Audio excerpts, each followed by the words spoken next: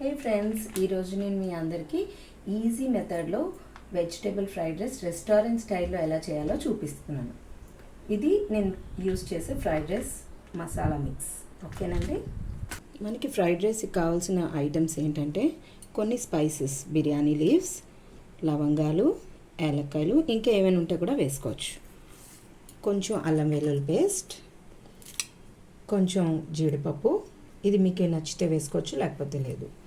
మనకు కావాల్సిన వెజిటేబుల్స్ కొన్ని పచ్చిమిరపకాయలు, ఉల్లిపాయలు, బంగాళదుంపలు, టొమాటోలు, క్యారెట్స్, క్యాప్సికమ్, ఫ్రెంచ్ బీన్స్, ఇంకా ఏమైనా వెజిటేబుల్స్ కావాలంటే మీరు వేసుకోవచ్చు. ఫ్రైడ్ రైస్ ప్రిపేర్ చేసే ఒక హాఫ్ అన్ అవర్ ముందు మనకు కావాల్సినంత బియ్యం కడిగి నానబెట్టుకోవాలి. మనం ముందుగానే ఎసరు రెడీ చేసుకోవాలి. అంటే ఎక్కువసేపు రైస్ కుక్ అయితే కూడా పేస్ట్ అయిపోతుంది. సో ఈజియెస్ట్ మెథడ్ అండి ఇది.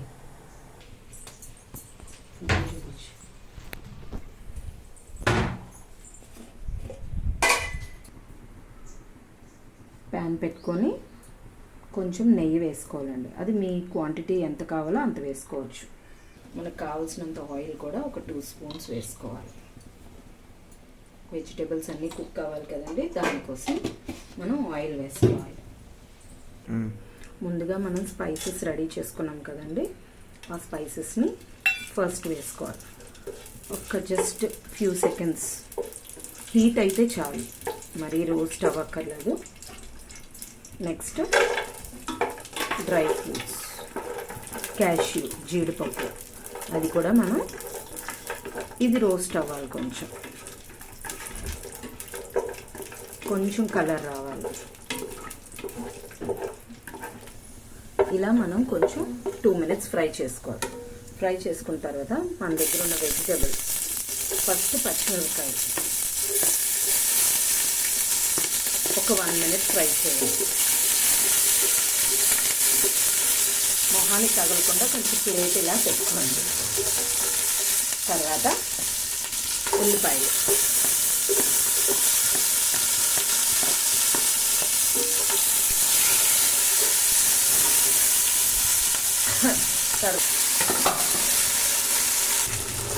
అలా మనం ప్రిపేర్ చేసుకొని పెట్టుకున్న ఒక్కొక్క వెజిటేబుల్స్ని వేసేసుకోవచ్చు. ఇలా వేసుకొని ఒక 1 minute ఫ్రై చేసుకోవాలి.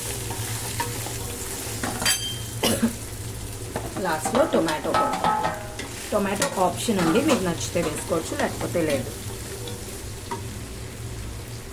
ఇప్పుడు అల్లం వెల్లుల్లి పేస్ట్ పెట్టుకున్నాం కదండి, అది వేయాలి. ముందు వేస్తే మనకి మొత్తం పాన్కే అంటుకుపోతుంది.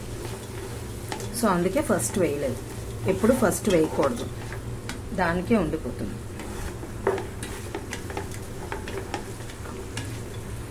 చాకేనా? ఇప్పుడు మనం కడిగి పెట్టుకున్న బియ్యాన్ని ముందు వెజిటేబుల్స్ దాంట్లో వేయాలండి. వాటర్ లేకుండా వేసుకోవాలి. వాటర్ ఉంటే వెజిటేబుల్స్ కూడా వాటరీగా అయిపోయి బాగా రాదు. సో వాటర్ మొత్తం తీసేయాలి. అలా తీసుకున్నాక రైస్ని కూడా ఫ్రై చేయాలి వెజిటేబుల్స్లో. యాక్చువల్లీ ఇది చాలా బెస్ట్ అండి, పిల్లలు చాలా ఇష్టపడతారు. రెస్టారెంట్ స్టైల్ లాగే వస్తుంది.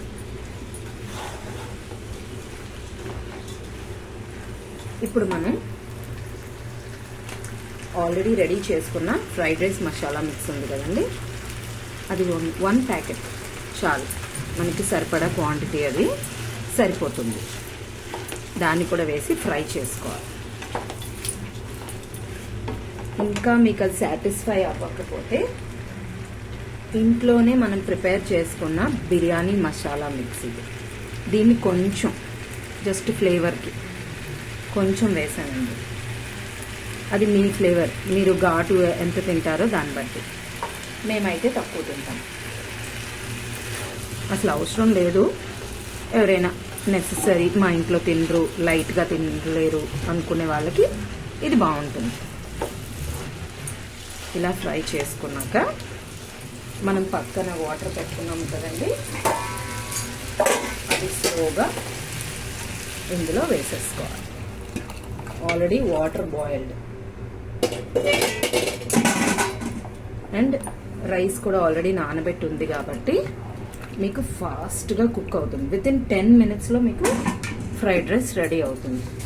ఇప్పుడు మొత్తానికి మనకు కావాల్సిన సాల్ట్ వేసుకోవాలి. నేనైతే స్పూన్స్తో వేయలేనండి, నాకు ఇదే అలవాటు.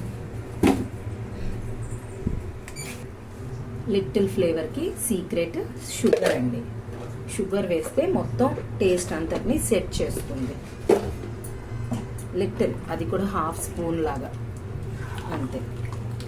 ఇది బాయిల్ అవ్వగానే మీకు టైట్ అవ్వగానే సిమ్ చేసి మూత పెట్టేసుకుంటే మన ఫ్రైడ్ రైస్ రెడీ అండి.